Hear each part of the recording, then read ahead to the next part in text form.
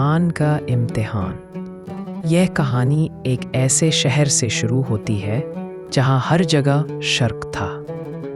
हर घर में कोई ना कोई पत्थर रखा होता था। लोग उसके आगे झुकते थे, दुआ मांगते थे और इबादत करते थे। इस बुत ने हमारी मदद की है, इस बुत ने हमारी मदद की है। हमें इनाम मिला था इसकी वजह से। ये देवता हमें देख रहे हैं, चुप रहो। लेकिन असल में कोई गॉड था ही नहीं, बस पत्थर थे और पत्थर की इबादत होती थी। अब उस शहर का जो राजा था वो कहता था, जो अल्लाह का नाम लेगा वो जिंदा नहीं बचेगा। अब वहाँ के लोग काफी डर कर रहते थे। बुत रख दो, जो मना करे उसे घसीट के लाओ। सवाल करना भी खतरा था और सच बोलना तो बिल्कुल मना था। बेटा, कुछ मत कहना, घर पर मुसीबत आ जाएगी। लेकिन सब लोग डर कर नहीं जीते। कुछ जवान ऐसे थे जिन्हें लगता था कि यह सब ठीक नहीं जवान है और सच तो कुछ और ही है। क्या ये पत्थर हमारा रब हो सकता है? ये खुद नहीं हिलता, पानी पड़ जाए तो पिघल जाए, ये रब कैसे हो सकता है? वो छुप के मिलते थे, रात की खामोशी में बातें करते थे, वही बातें जिनकी इजाजत शहर में किसी को नहीं ये थी। आसमान और जमीन को बनाने वाला ही सिर्फ रब हो सकता है। राजा कह रहा है कि वो रब है, लेकिन वो तो खाता है, सोता है, बीमार होता है। सच ढूंढने की हिम्मत उनके दिल में आती जा रही थी। शर्क उन्हें अब बर्दाश्त नहीं होता था। उन्होंने डिसाइड किया कि सच के पीछे चलेंगे, चाहे कितनी भी मुश्किल हम शिर्क क्यों के ना आगे आए। नहीं झुकेंगे, रब हमारे साथ है। और एक दिन यह बात राजा तक पहुंच गई कि कुछ जवान शर्क से इनकार कर रहे हैं। राजा को सब पता चल गया। राजा को सब पता चल गया है। राजा को सब पता चल गया है। नहीं क्या? कल सुबह तक उन्हें पकड़ लिया जाएगा। यह बात उन जवानों तक भी पहुंच गई। अब उनके पास दो ही रास्ते थे, या जिंदा रहकर ईमान छोड़ दें या ईमान पर कायम रहकर शहर छोड़ हमें दें। देर नहीं करनी चाहिए। राजा के लोग किसी भी वक्त आ सकते हैं। हमें ये शहर छोड़ना पड़ेगा आज ही। लेकिन हम जाएंगे कहाँ? शहर के पार एक गुफा है, वहां चलते हैं। शायद वहां हमें कुछ वक्त मिल जाए। यह फैसला उनके लिए आसान नहीं था। इसका मतलब था घर छोड़ देना, परिवार से बिछड़ना, नाम, इज्जत, दौलत सब कुछ छोड़ मेरी देना। माँ रो देगी, लेकिन अगर यहीं रहा तो जिंदा नहीं बचूंगा। हम झूठ नहीं छोड़ रहे, हम गलत नज़म छोड़ रहे हैं। अब उन्होंने अपने छोटे छोटे सामान उठाए और एक दूसरे का हाथ पकड़कर शहर से बाहर का रास्ता लिया। रात के अंधेरे में वह निकले। हर कदम में खतरा था, पर उनका भरोसा सिर्फ अल्लाह पर था। वो चल पड़े।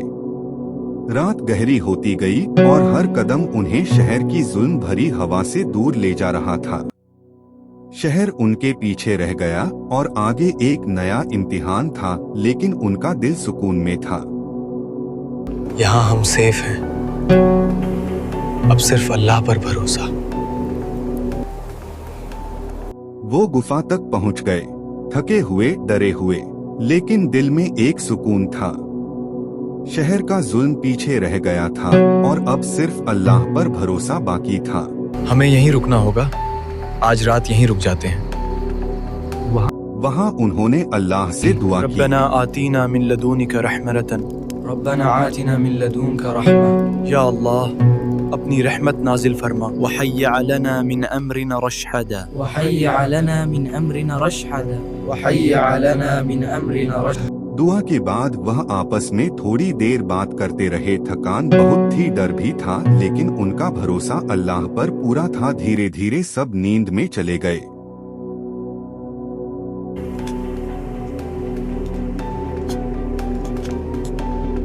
उस रात अल्लाह ने उन्हें ऐसी नींद दी जो आम नींद नहीं थी। ना जिस्म भूख महसूस करता था, ना प्यास लगती थी, ना वक्त का पता चलता था। अल्लाह उनके बदन को पलट देता था ताकि वह सख्त ना हो जाएं और सूरज की रोशनी भी उन पर सीधी नहीं पड़ती थी। वक्त बदलता रहा पर वह महफूज रहे। उनके साथ उनका कुत्ता भी था जो गुफा के दरवाजे पर अपने दोनों पंजे फैलाए हुए बैठा था, यानी वह बिल्कुल दरवाजे पर चौकन्ना सा लगा हुआ था। कुछ स्कॉलर्स यह भी कहते हैं कि अल्लाह ने उस कुत्ते को वहाँ इसीलिए रख दिया था ताकि कोई जानवर, कोई इंसान, कोई भी चीज गुफा के अंदर ना आ सके। जो भी गुफा के करीब भी जाता वहाँ उनका चौकन्ना कुत्ता देखकर डर जाता। यह भी अल्लाह की एक हिफाजत थी। दिन गुजरते गए, साल गुजरते गए, शहर बदल गया, राजा बदल गया, लोग बदल गए, मगर यह जवान वैसी ही हालत में रहे। उन्हें पता भी नहीं था कि उनकी नींद 300 साल लंबी हो चुकी है। यह अल्लाह की कुदरत थी, एक मिरेकल जो उस दौर में किसी ने सोचा भी नहीं था। 300 साल बीत गए और फिर एक सुबह अल्लाह ने उन्हें नींद से उठाया। उनके जिस्म में धड़कन वापस आई, आंखें हल्की सी खुली। सब एक दूसरे को देखकर हैरान हो गए। हम कितनी देर सोए? शायद एक दिन या आधा दिन। उन्हें बिल्कुल भी अंदाजा नहीं था कि उनकी नींद 300 साल लंबी थी। उनके लिए सब कुछ नॉर्मल लग रहा था, जैसे रात गुजरकर सुबह हो गई हो। कुछ देर बाद उन्हें भूख महसूस हुई। उन्होंने फैसला किया कि एक जवान शहर जाकर खाना ले आए। लेकिन संभल कर जाओ, किसी को शक न हो। ये सिक्का लो, इससे कुछ मिल जाएगा। उन्होंने अपना पुराना सिक्का दिया और वो जवान शहर की तरफ चल दिया। जब वो शहर में गया तो वहाँ सब कुछ अलग था। नए चेहरे, नए कपड़े और लोगों की आंखों में एक अजीब सुकून था। वक्त बदल चुका था। जहाँ पहले शर्क का अंधेरा था, आज वहाँ पर अल्लाह का जिक्र आम हो चुका था। लोग अब एक रब पर ईमान ला चुके थे। जिस शहर से वो ईमान बचाने के लिए भागे थे, आज वही शहर ईमान पर कायम हो चुका था। ये मेरा ही शहर है। ये सब इतना बदल कैसे गया? वो एक दुकान पर गया और सिक्का रख दिया। दुकानदार ने सिक्का हाथ में लिया और रुक गया। ये सिक्का इतना पुराना कैसे? तुम कौन हो? अरे ये तो हमारे दादा के दौर का है। शहर के लोग उसके आसपास जमा होने लगे। वो घबरा गया क्योंकि अब उसे समझ आने लगा था कि कुछ तो बहुत अजीब हो चुका है। या अल्लाह, ये क्या हो रहा है? अब जब वो जवान लोगों के साथ वापस गुफा की तरफ गया तो पूरा शहर उनके पीछे आ गया।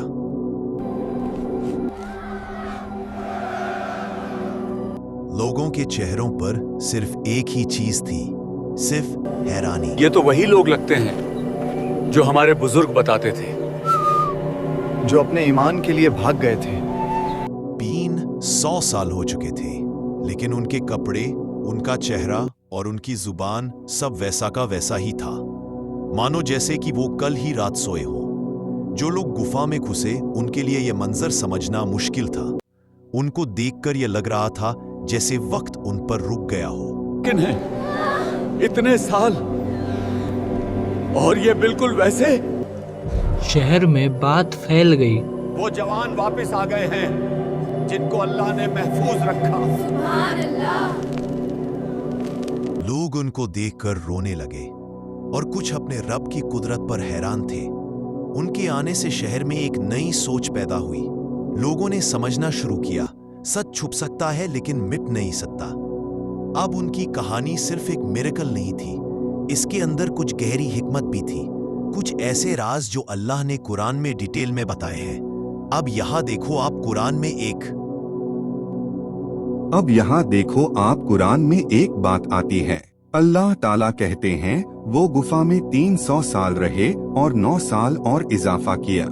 अब यह थोड़ी हैरानी की बात है कि 300 फिर 9 साल अलग से, इसका क्या मतलब होगा? अब नॉर्मल इंसान सोचेगा कि आखिर यह कैसे हो सकता है, इसका क्या मतलब हुआ? लेकिन कुरान में कोई भी लफ्ज बिना वजह नहीं होता। हर वर्ड के पीछे एक रीजन है। जिस दौर में सूर कैफ नाजिल हुई, दो टाइप के कैलेंडर यूज करती थी। एक सोलार ईयर का कैलेंडर जो 365 दिन का होता है, जो आज भी हम यूज करते हैं, और दूसरा ल्यूनर ईयर का कैलेंडर जो 354 दिन का होता है। अब दोनों में 11 दिन का फर्क होता है, और जब 316 ईयर को हम ल्यूनर ईयर में कन्वर्ट करते हैं तो वह एग्जैक्टली 309 साल बनते हैं। यह वही नंबर है जो कुरान ने 1400 साल पहले बताया। यानी कुरान ने एक ऐसी साइंटिफिक प्रेसिजन बताई जो उस वक्त किसी को पता भी नहीं थी। ना ही उस जमाने में कोई साइंस था, ना मॉडर्न कैलकुलेशन। है उतना ही गहरा है। अब कुछ लोग कहते हैं कि वो 3 जवान थे, और कुछ कहते हैं कि वो 5 थे, और कुछ कहते हैं कि वो 7 थे। तो अल्लाह सुब्हाना ताला ने कुरान में जवाब दिया कि कह दो उन लोगों से कि मेरा रब ही बेहतर जानता है उनकी तादाद, मतलब वो कितने जवान थे वो सिर्फ अल्लाह को पता है। अब सवाल नंबर का नहीं है कि वो कितने थे। लाइक एंड सब्सक्राइब करना ना भूलें। वीडियो अच्छी लगी तो और कमेंट करें और बड़ा बनाने के लिए